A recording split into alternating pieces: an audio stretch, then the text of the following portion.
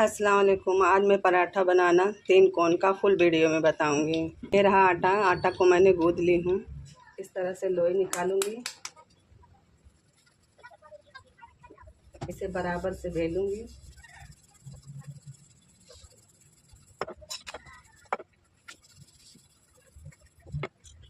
इस पे ऑयल लगाऊंगी, इस तरह का फोल्ड करूंगी।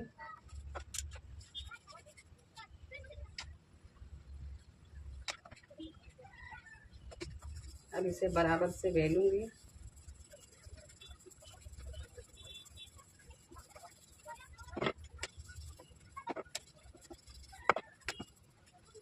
एक 3 कोण का पराठा तैयार हो गया।